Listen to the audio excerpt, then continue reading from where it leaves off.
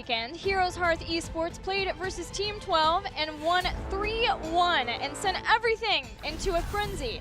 This weekend, they play in the last series of the night, and if they win, they will not only get vengeance for crowing over Gale Esports, but they will qualify for the Western Clash. Win and you're in. And alternatively, just like trying to create a little bit of chaos, Gale Force is on the other side. Yeah, Gale Force wins, and neither HeroesHearth nor Freedom nor Team 12 are quite in yet. And of course, things come down to matches next weekend, to games too, so it's very likely that we see at least Freedom and Team 12 where they're currently sitting at being able to get in. But for HeroesHearth, it would get a little bit scarier. And so we know that they want to be able to win this one, send her home, not just for them, but for Team 12 and Team Freedom too, so that they don't have to worry about anything happening scary next week. I'm sure everybody's kind of watching. I mean, they're probably casually watching normally, but now they're watching with great intent like, HeroesHearth, look, man, make our week easier this week. Go ahead and win. But Gale Force, of course, going to have something to say about that as well, as they still have aspirations to get to the Clash as well. Yeah, HeroesHearth, you win the series, and we'll get you some Polish food when we go to IEM Katowice for the Western Clash. I think that that seems fair. Let's take a look at our standings. Sure. You can see where exactly why this is happening. As we see LFM, they're going to drop down to the bottom. Simplicity is now able to tie up with Space Station. But for HeroesHearth, they're sitting at 2 losses along with Freedom and Team 12. That's kind of why they're locked into that. And Gale Force Esports, they're the only 3-loss team left. When we started this weekend, Simplicity and LFM were also there. But for Gale Force Esports, that's why I talked about at the beginning of the day. They're trying to decide where on that halfway split they fall. Yeah, all I can think about right now is pierogies, though. I mean, I'll gladly get you some Polish food. Would you like some? Yes. Thank you very much. We'll see. But yeah, Gale Force obviously trying to figure out. They started off winning their first series 1-1 in the opening week, and then things kind of dipped big time. And we heard, you know, some references to maybe some personal stuff going on in their lives that affected not one but multiple people on that team. They came out, they got through that tough week, and they came back and looked stronger. So that's where Gale Force kind of sits now, is they had a major dip at the beginning of the season. They started to rise up last week. They're going to see if they can continue that rise. And for HeroesHearth, they have been on the rise every single series that they play. So for Gale Force Esports, they have to play exactly as they did last weekend if they want a chance of being able to stop that rise, stop that momentum of HeroesHearth. There are some people who know quite a bit about each other in this series, so let's hear what they have to say about this very important matchup.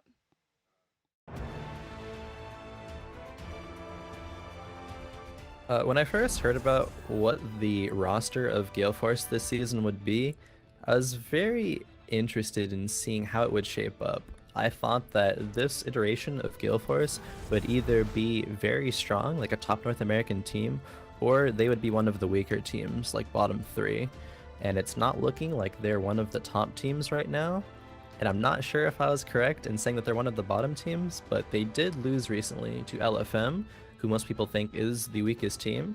I'm still very much looking forward to this series, though. I think that, for one, not necessarily to prove that I still, remain to be, in the HGC. I was removed from Gale Force, so it's sort of, I don't want to say a grudge match for me, but it's one that I'm excited for, and one that I think a lot of people are excited for. Crowan's been a beast this season, man. I've been so impressed. So many Great Main kills. He's a god. But HeroesHearth has a lot of gems on their players. It's all or nothing as they dive back in again with the Divine Shield, and Crowan is going to town on tempo. Oh my god! Crowan is a monster. I love Crowan. Much love. I honestly am so happy that him and his team is doing well, because I have a lot of respect for him as a person.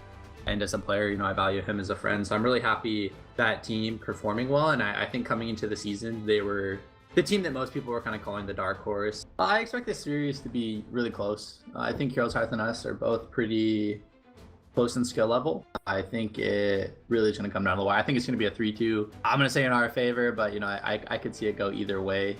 I don't know, man. I just want to play. I'm hyped. Crowan 1v1 me top. Let's go.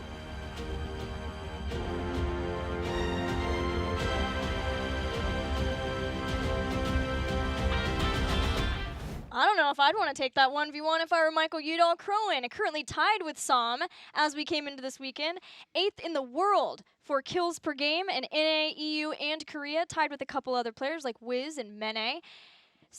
Dami gets 4.5 on Tempest. That's like the highest I've ever seen. It's pretty insane, but still, Crowan, the topping or very high up in stats in a lot of different categories. Yeah, I think the biggest part for them is early on he was getting kills, but the deaths were mounting as well. After that opening week, the deaths have gone down and the kills have remained high. And that's the biggest part for this team is the continued improvement, settling down that we talked about in their last series. Things continue to improve even after their last series. Things definitely on the uptick. Michael Udo on the other side, not a slouch himself, sitting at 2.2 kills a game, which puts him 9th in North America. Actually, 2.3. Biggie's the one at 2.2. So they both have 2 people in the top 10. So the backline duo of Biggie and Michael Udo is actually paying pretty good dividends right now. Yeah, I think if Crowan is a problem, it's a problem for Gale Force Esports right now because of that Greymane play that you saw in the highlights before and many more. But let's get into it, the Battleground pool. As I talk about very more plays for Crowan, we're going to Tomb of the Spider Queen, picked by Gale Force Esports, but this is a Heroes Hearth favorite. Heroes Hearth, they ban Braxis, and we've got a ban on Infernal Shrines for Gale Force. Gilly, I looked at the team stats coming into this. Tomb of the Spider Queen is the best map for both of these teams. Yeah. That's my favorite thing. Gale Force right now actually sitting at 3-0, and statistically, their KD is around 2, right? It's 1.94, so it's around 2. A 2 KD is a really high rate to have, especially when you have multiple games on a battleground. This is by far their highest success. Some of that has been around a potential Kerrigan coming out as well. So there is a lot that goes on here for Gale Force, but as you said, Heroes Hearth, one of theirs as well. For Gale Force, they are at 3-0, and that included a victory over Team 12, where Heroes Hearth, though they had been undefeated up to that point, up to that series versus Team 12, they still did lose that game. That was the one game Heroes Hearth lost to Team 12. That was on Tomb of the Spider Queen, but otherwise, they were able to defeat both Team Freedom and Team Tempo Storm here. So Heroes Hearth love this battleground, but they're going to have to play it maybe from an unfamiliar place since Gale Force Esports chose it, which puts Heroes Hearth into the first pick position. Hanzo. When we interviewed Crowan after the last one, I was like, look, Crowan or Hanzo? First time I asked him, he said Greymane. Then after the last few weeks, he said Hanzo. He has been terrorizing people with Hanzo so far. And the amount of harassment he puts on at the beginning of the game on Tomb of the Spider Queen, disrupting rotations, controlling points, he's done it probably as well as anybody I've seen so far on this battleground. So no surprise that's being denied. It's also a denial of the Hanzo, Tassadar, Diablo composition. Tassadar could have been banned and that also would have done that. But for this, still, it takes away that very strong combo that Heroes Hearth have executed many a team with. Heroes Hearth first pick Tyrael, Gale Force with a quick response, get Malthael as well as ETC. Malthael has been huge for Gale Force, huge for B-Kid. Yeah, big time for them. He's played 9 games on it, Gilly, success rate 6 out of 9, so winning the majority of the games there, and that is 9 games out of 21 so far for Gale Force. So almost in half their games, prioritizing that before it gets to the second ban phase, or potentially going over to McIntyre on Heroes Hearth, who wouldn't mind playing that as well. Could potentially see Sonya down the road. Yes. But the ETC as well, it's one of those things that we always have to highlight when you have Fury on the team. ETC, one of the best ETC players you have statistically. There are some things I like and don't like, but his aggression is one thing I like a lot when he's on ETC, so they can definitely play around that within their team. Yeah, he's 6-3 with that ETC, and for this match, Malthael, ETC, these are 2 highly contested heroes. Maybe on a bigger battleground, we'll also see some contention for Falstad, like on Towers of Doom, and the way that we know that Heroes Hearth likes to play that. But these 2 heroes, Gale Force getting those, it shows you why they chose it so fast, because both of those are up and both of those are high priority. Well, Udall said in his interview, Greymane and Crowan. Crowan's been a beast on Greymane. He does get the Greymane. It denies the Hanzo. I think this is the lesser of 2 evils if you're looking at what you want to go against. So the Greymane makes it through with the Tyrael, which is obviously pretty scary to have that extra shielding there, especially with the reworked Tyrael. Ragnaros being hovered right now for Gale Force. Take away some of that strong soloing, something that can extend the length of mini games, defend against those web weavers. So Ragnaros being hovered, most likely will be locked in, maybe force McIntyre over something onto Leoric, Sonya, or potentially Dahaka. Yeah, it's weird because there has been no Ragnaros play from HeroesHearth. They have not played it at all. So it does feel a lot more like we don't want you to get to slow down the game. We're going to bring the aggression. We're going to do it with our ETC and our Mouthfeel. We're going to play the way that we played last week, which was very aggressively, and you're going to get run over. And this slows it down a little bit. That's kind of a red flag, right? Banning that Ragnaros so that you don't have the stopping point of the Molten Core. So HeroesHearth, they'll take away a potential Michael Udall Kerrigan. And Kerrigan is one of those heroes that can speed up the game. You land those early kills, you land those kills throughout those combos, it can definitely speed up the game. That's going to be a denial there, so I like that a lot. You know, and when I think about HeroesHearth, they do have a game of Diva. There is something that if you want to dive with this style of composition, really create a lot of disruption that could potentially come in with Ragnaros not being there again. Sonya, Leoric, he has not played Leoric since week 1, where his success rate was pretty subpar. He will even admit that. So it's been Malthael, Sonya, things like that. I wondered if this Jaina? would be the case. Seemed like Jaina was rising in priority for Gale Force, and Michael Udall made a lot of really good Jaina plays the last time we saw him playing. It was 4 kills per game on his 2 Jaina games last week. He had that awesome ice block as he and Dansky kind of like faced down against each other, mage v mage, and he came out on top from that, also playing around the vision too. So I think in this case, if he's ready to 1v1 with one of the best 1v1ers in Crowan, he's going to make sure that he has his Jaina to do it. If that's him on Jaina, we'll see.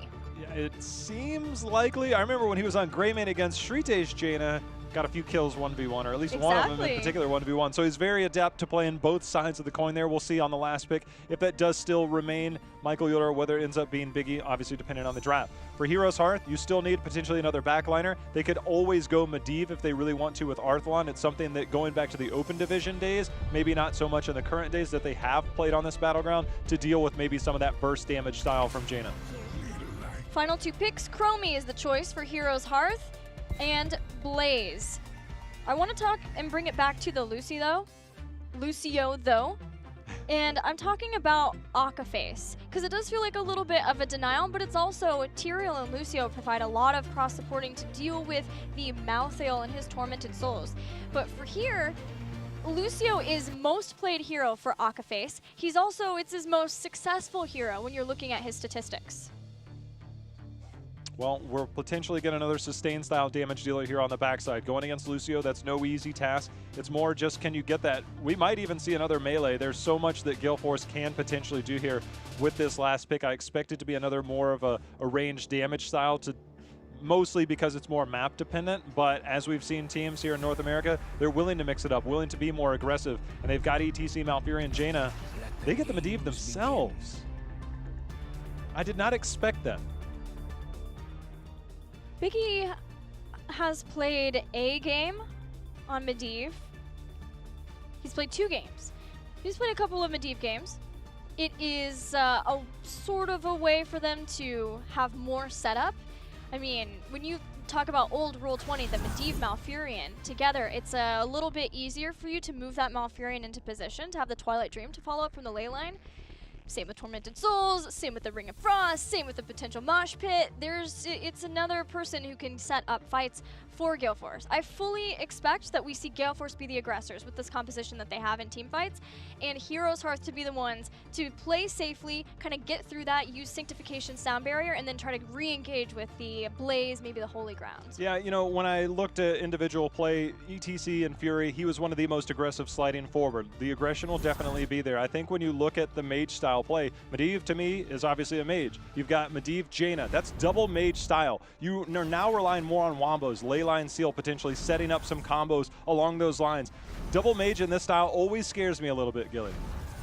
Gale Force Esports in the blue, trying to maintain their Western Clash hopes. We've got Michael Udall playing that Jaina. Big impact on Medivh, Fury on ETC. Akaface playing Malfurion, and Malthael played by B-Kid. And on the right side in red will be HeroesHearth, as it will be Ishbu on the front line on Tyrael. McIntyre getting a little bit of Blaze action going here. BBJ on Lucio, Arthalon on Chromie, and Crowan trying to prove he's not the problem on Greymane. If HeroesHearth Esports wins this series versus Gale Force Esports, they will qualify along with Team Freedom and Team 12. Tempo Storm has been the first NA team to qualify for the Western Clash, and they joined the likes of Team Dignitas, Fnatic, and Method. So we're starting to shape out these clashes.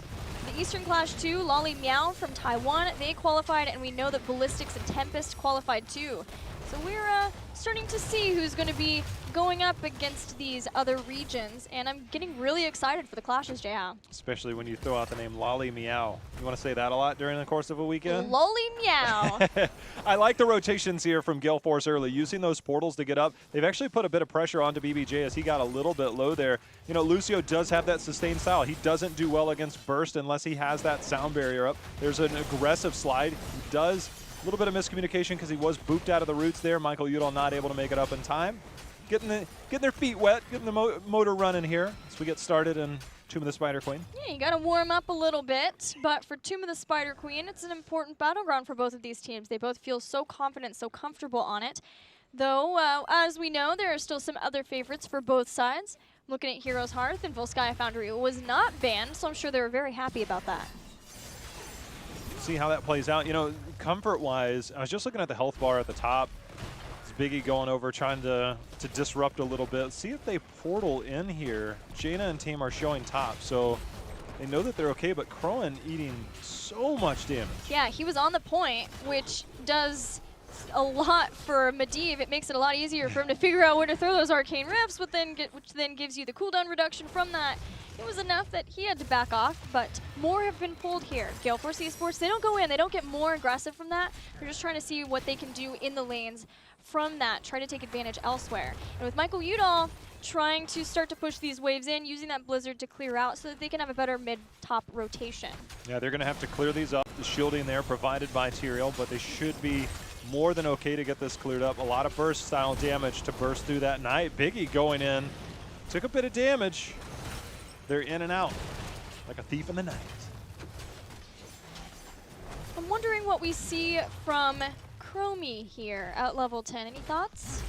It feels like when it comes to this battleground, Slowing Sands is generally going to be there. Temporal Loop going against a Medivh, probably not as appealing. That's so true. I'd say Slowing Sands will likely be it, but you know, we've seen some teams kind of play around a few different strategies before with Temporal Loop. Yeah, Temporal Loop setting up for the big combo. You've got the Force of Will and then moving you back in location, having the portal there. It's pretty nice counter to have versus that Chromie.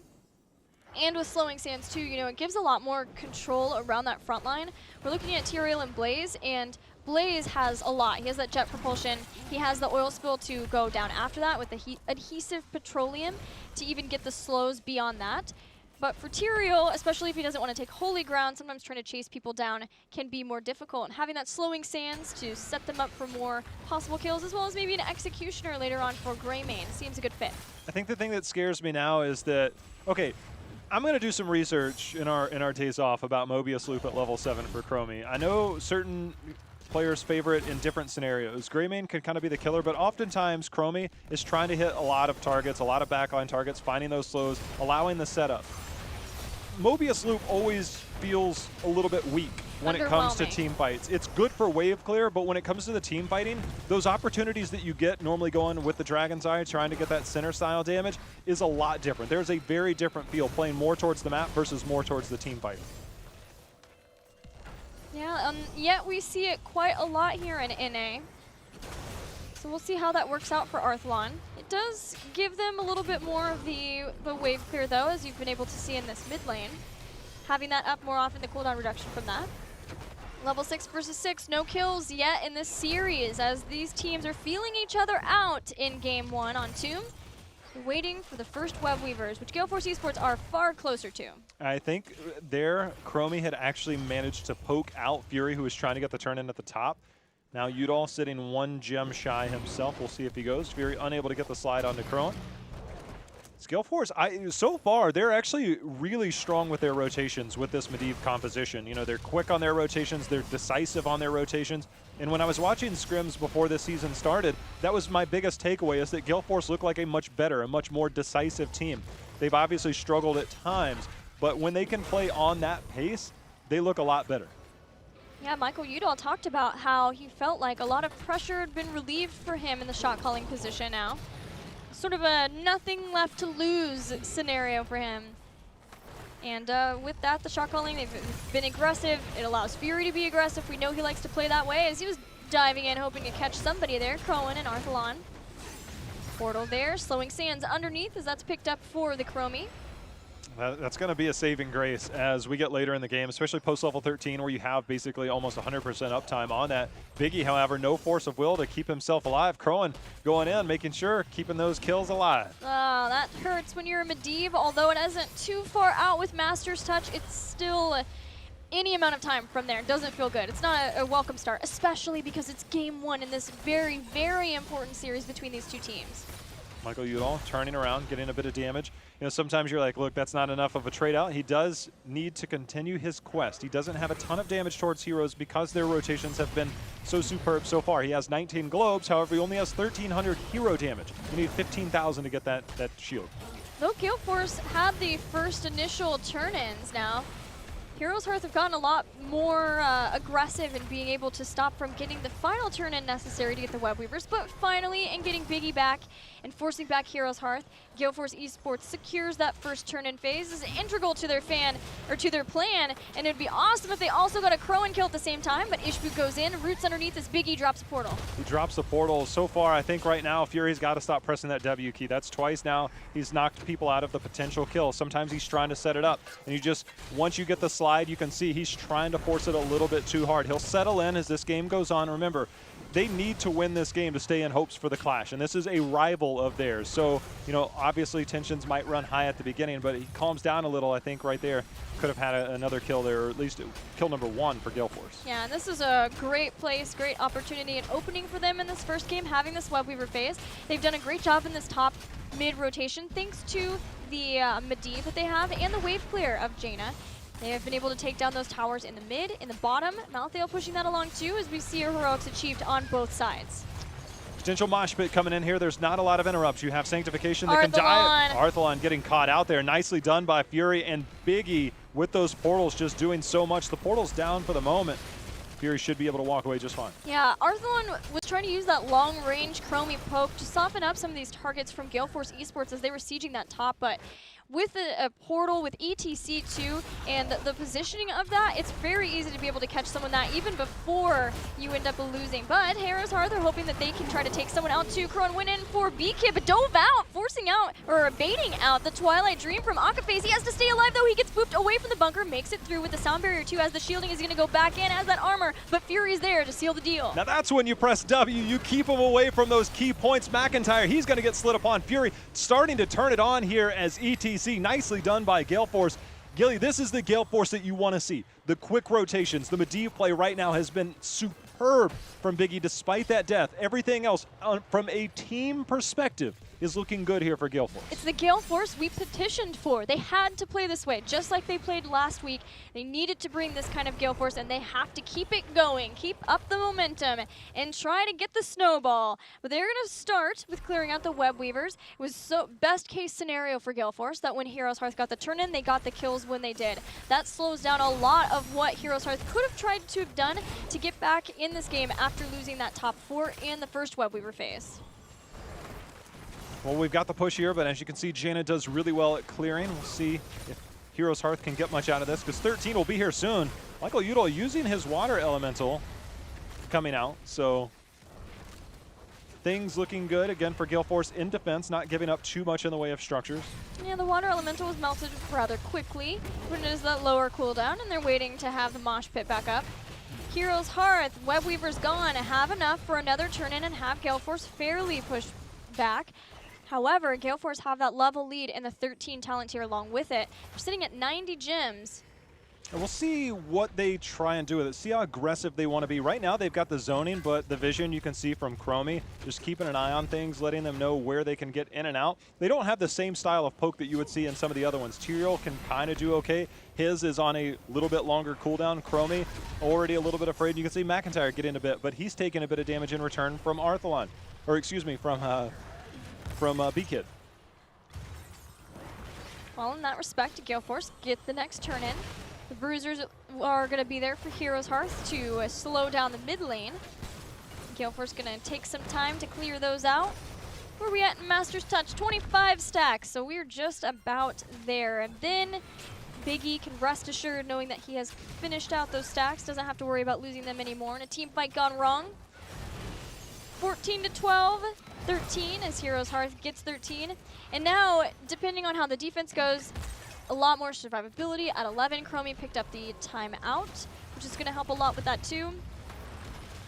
And we also have the Holy Grounds for Tyrael to help with more of the zoning. Definitely helping out so far. Chromie doing her best to poke down. Fury stepping forward, trying to disrupt those channels. So, gonna move forward. Should be fort number 2 going down. Potentially looking at fort 3 if they want to rotate out of this. Get a bit of experience off this. Get it down, maybe rotate to the bottom, confirm that bottom. Want to really open this map up in their favor and also push towards 16. It looks like that's exactly what they're going to do, rotating down. Yeah, rotating down and being able to go up, maybe threaten that boss, maybe just try to hold on to the turn-ins, just depending. They actually have 55, yeah, so they're right about there to get the secondary turn-in. That fort did not go down. Malthael, not the greatest sieger in the whole world, but he kept Blaze there. And in the top, Big E was trading out with the Crowan back and forth in the 1v1, and that got him his Master's Touch completion. So if Gale Force can safely hold for just a little bit longer, not allow a turn in here for Heroes Hearth, and not allow a fight, that's the big deal. Power slide is huge. The mosh pit behind that too. Blaze went into the bunker trying to help out, but that's not gonna matter as Greymane goes down. Sanctification as Ishbu makes his way out. We've got the Leyline Seal. Where's the follow-up? Oh, Ishbu lucky to be alive. BBJ holding on to 47 gems. He's gonna go down as B-Kid helps confirm that kill. And Gale Force, that is a major power play. 47 gems go down there. There were more lost elsewhere, but Ishbu lucky to make it out alive. Gale Force, they're turning their eyes, getting their turn in. They're going to look for a turn in. Boss play, fantastic setup there by Fury. That is what makes him the threat that he is.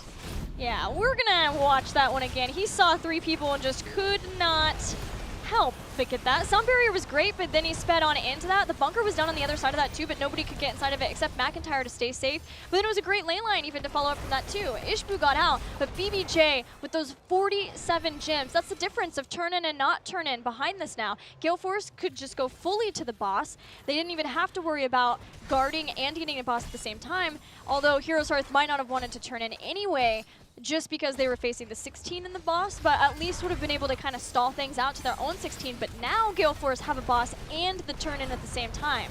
They get the turn in, they're pushing forward, and you know, BBJ got caught in that mosh pit, and that was unfortunate. And you know, I was listening to June just this past week. People were asking him, what do you do as Lucio trying to interrupt that? And he explained how difficult it is, the timing, the range that you have, and it is hard as a Lucio player to find that range. So our best support in North America is explaining that. But right now, Gale Force pushing forward on the keep. They're looking to get the keep. The turn on McIntyre, though, trying to take a fight. It's excellent force of will to keep Beacon alive. McIntyre gets knocked back straight into a Twilight Dream. Akaface eager to follow that one up. Keep goes down as the boss. The Web Weaver still pushing into the other lanes too. And with a portal, Gale Force can easily traverse that dangerous positioning from gate to gate. We're going to see a pause in the game for a moment as Gale Force ensures that all is good for them to try to take this first win. We talked about this though. Gale Force Esports, they're strong on Tomb of the Spider Queen. They're very strong. Regardless of whether it's Tomb of the Spider Queen or not right now, their rotations and their focus on their rotations and their play is speaking volumes about how they're coming into this weekend. This right now is execution at its finest if you're on the side of Gale Force. Outside of one random death that you had at the beginning, everything that you've done, denying turn-ins, forcing out fights, finding the right opportunities, everything that Gale Force is doing at this point is phenomenal. Like, I am blown away. This is, when you look at Gale Force's performances, it's been hit or miss at times. But when they're on all cylinders, this is the style that we get. And so Heroes Hearth is struggling right now. There's no mistake about it. So Gale Force, obviously we have a pause right now, but they're looking right now to push in for the second keep. But they are in a strong position to finish this game.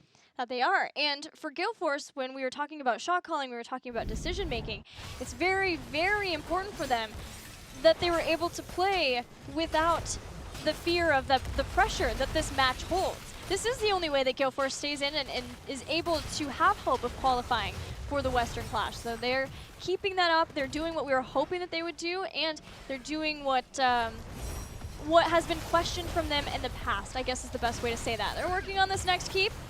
Biggie there brings it down with an Arcane Rift, says see ya, and goes through the portal. HeroesHearth trying to see if maybe they can keep someone here. They're so close to 16. If they possibly could, but Gale Force just does not take the bait. It's their game to lose. Yeah, I think if they had 16, they might have been a bit more aggressive there, but they were unable to close the gap. And against the Medivh, Gale Force finding their exit path. They're going to fall back, grab camps, use the rest of their remaining team, use Biggie as kind of the beacon, make sure and interrupt these turn-ins. HeroesHearth does have enough to turn in. In the meantime, you have 2 keeps down. Catapult's one of the best defenses towards... Oh, Biggie's got to be careful. One of the best defenses towards the Web Weavers. Also adding in the Night Camp that's coming in. Another great defensive tool in case they do have to give this up. Yeah, this is kind of the last hurdle for Gale Force Esports, and they're willing to go in even without that 20 if they feel like they have the right portal play. Look at those roots. Look at the Blizzard. It forces Sanctification on a solo Ishbu as he dives out to his Eldruin. Fury doesn't have enough health to slide in, but you can see he's looking to make the play. Here comes the mosh pit. It gets interrupted. This time interrupted by BBJ. It's still on cooldown. However, Crone going back in. So is McIntyre, but the return damage from B-Kid and the force of will keeping Biggie alive. He is doing so much for this team. Crone unable to capitalize. One member ends up going down for HeroesHearth. That could have been a lot worse. Yeah, one person dies, but with a lot of the combo used of Gale Force Esports, the Twilight Dream, the Tormented Souls, it's a miracle for HeroesHearth that they didn't lose more there, as those big heroics could have spelled disaster. What's problematic, though, for HeroesHearth is they didn't get any kill, and that was the big place to try to get back into the game, to try to get some kills. This mid-push, Gale Force are going along with this. They're very close to Storm Talons. There's no Blaze for 7 more seconds. He has Bunker when he comes back up, but there's no Sanctification, and there's no Sound Barrier either. They don't have 20. I was going to say, with the slowing sands there, you know, they don't have close to the turn as you were talking about, but they can't exactly just force their will right here. Generally, if you have 20, then you can be the bully. You can walk in, you can try and take over things. But when you don't have 20, you fall back. HeroesHearth has a chance to take a fight right now to get back into this game. They have a chance to at least gain some map control by getting a turn in. The problem with HeroesHearth is they don't have enough for a second turn in. So when they do, if they do get the Web Weavers, they've got a lot that they have to accomplish. One delay and everyone chased down Big Impact. In the meantime, Gale Force found a very weak Crow in there and nearly took him down. They've got the Web Weaver on the back. Michael Udall using the Blizzard, forcing out the timeout. He is going to go down, guaranteed go down, but the big deal is Fury with 2, already gets that kill, goes in with the tour bus, catches Crowan, and that's it. Lights out, team wipe. Gale Force Esports wins game 1. Lights out indeed. Gilly, I got goosebumps after that last fight. Udall come in for the flank there, and then Fury's like, look, he's got that taken care of. That's timeout. I got 2 everything that Gale Force did here was a completely dominant game, 12 kills to 1. They completely controlled all their structures, all their forts still standing. A little bit of chaos caused by the team trying to chase down Crowan was just enough for Michael Udall to find the Chromie. And from that, actually they were trying to chase down the Biggie, but either way, man, Michael Udall set that up, Fury delivered, then he delivered